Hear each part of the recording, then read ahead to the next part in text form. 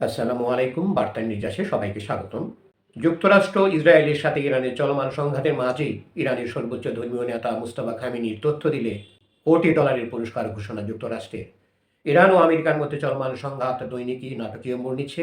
ইরানের নবনিযুক্ত সর্বোচ্চ নেতা আয়াতুল্লাহ মুস্তাফা খামেনি সহ দেশটির 10 জন জ্যেষ্ঠ সামরিক ও গোয়েন্দা কর্মকর্তার তথ্য দেওয়ার বিনিময়ে $1 কোটি পর্যন্ত পুরস্কার ঘোষণা করেছে মার্কিন যুক্তরাষ্ট্র।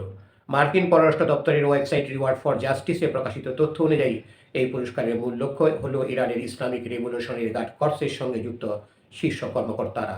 দর্শক, আরও সংবাদ পেতে আমাদের বার্তা নির্যাস চ্যানেলটি সাবস্ক্রাইব করে আমাদের সাথেই থাকুন।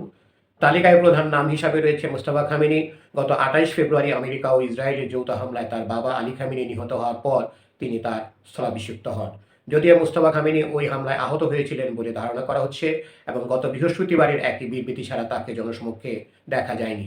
এছাড়া তালিকায় রয়েছেন ইরানের নিরাপত্তা প্রধান আলী লারাজিনি, গোয়েন্দা মন্ত্রী ইসমাইল খাতিব এবং স্বরাষ্ট্রমন্ত্রী এসকান্দার মোমেনি। মার্কিন প্রতিরক্ষা মন্ত্রী পিট হেগসেথ দাবি করেছিলেন ইরানের নেতৃত্ব মাটির নিচে লুকিয়ে আছে।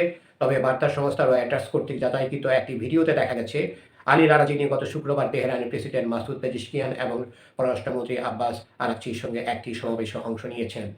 তার ধারণা সাধারণ মানুষের সঙ্গে তারা মিলে গিয়েছেন, এমনকি গণমাধ্যমের লাইভ সাক্ষাৎকারও দিয়েছেন। মার্কিন পররাষ্ট্র দপ্তরের দাবি, আইআরজিসি বিশ্বজুড়ে সন্ত্রাসবাদের পরিকল্পনা ও পরিচালনা করে।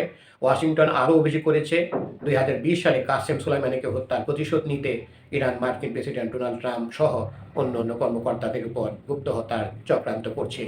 ইরান বরাবরই সন্ত্রাসবাদে মদদ দেওয়ার অভিযোগ অস্বীকার করে আসছে। তাদের মতে মার্কিন এই অভিযোগগুলো রাজনৈতিক উদ্দেশ্য প্রণোদিত এবং ইরানের উপর নিষেধাজ্ঞা বা চাপ সৃষ্টি করার একটি অজুহাত মাত্র।